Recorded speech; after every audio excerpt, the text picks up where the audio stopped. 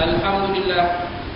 Alhamdulillahilladzi arsala rasulahu bil huda wa dinil haqq liyudhhirahu 'ala ad-din kullihi walau karihal musyrikun. Asyhadu an la ilaha illallah wahdahu la syarika lah wa asyhadu anna sayyidina Muhammadan 'abduhu wa rasuluh.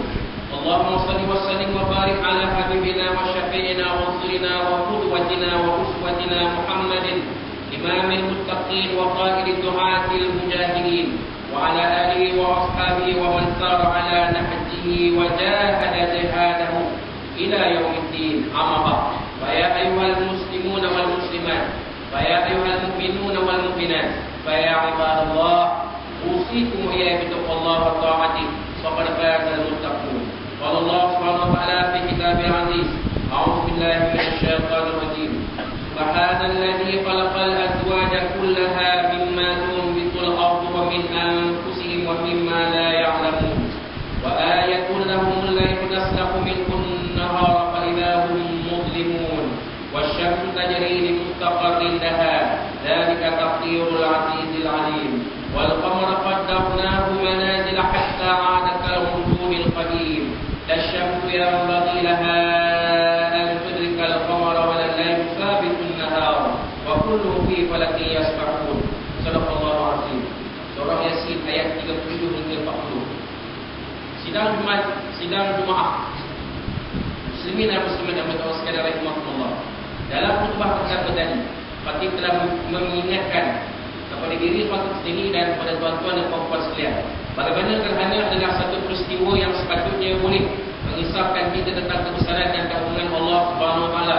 Ketika melihat gerhana, suburkanlah rasa gelut. Namun turun yang patut disuburkan bukanlah pada gerhana itu, tetapi pada Allah Subhanahu Wa Taala yang telah menjadikan gerhana berlaku.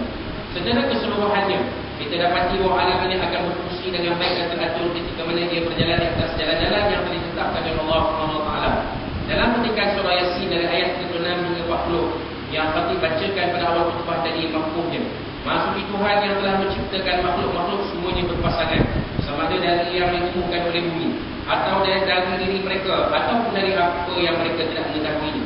Dan lagi-lagi yang terang untuk mereka yang berfikir ialah malam, apabila ada siang daripadanya, maka dengan serta-merta mereka berada dalam gelap gelita.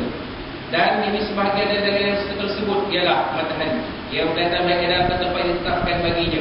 Itu adalah takdir Tuhan yang Maha Kuasa lagi Maha Mengetahui. Dan bulan yang pula kami takdirkan dia beredar melalui beberapa peringkat, sehingga pada akhir peredaran dia kelihatan kembalinya pula ke peringkat awalnya, jadi berbentuk melengkung seperti tandan yang kering.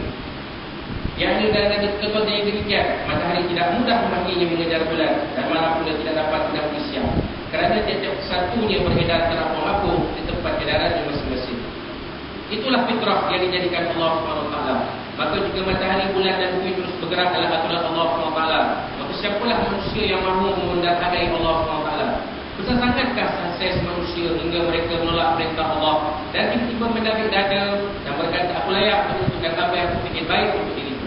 Layakkah manusia untuk mempertikaikan syariah Allah SWT berbanding kebiasaan Allah SWT yang tidak bertepi? Panjang sangatkah usia manusia beribadah kepada Allah SWT berbanding alam yang lebih dahulu dijadikan oleh Allah SWT?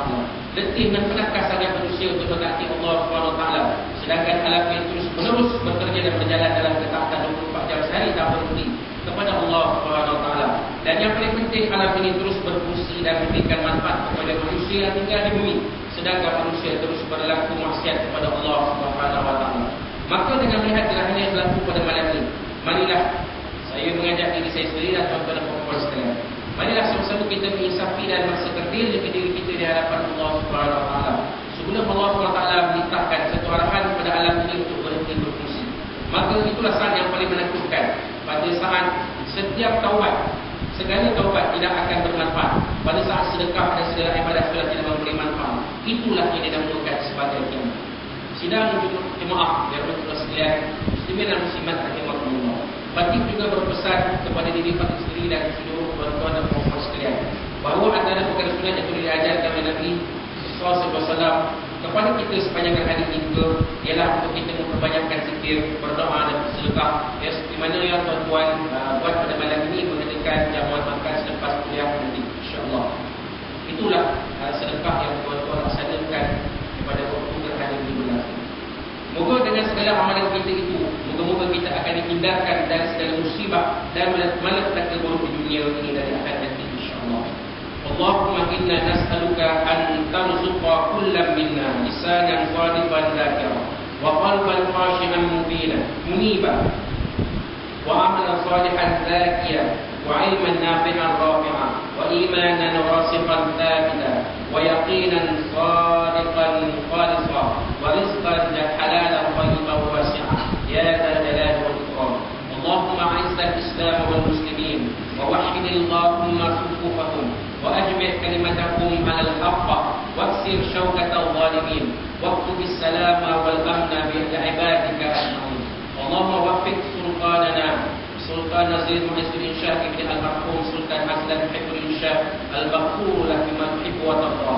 اللهم ربنا اسقنا من غيرك المدرار واجعلنا من الذاكرين لك في الليل والنهار المستغفرين لك بالعشي والأسحار.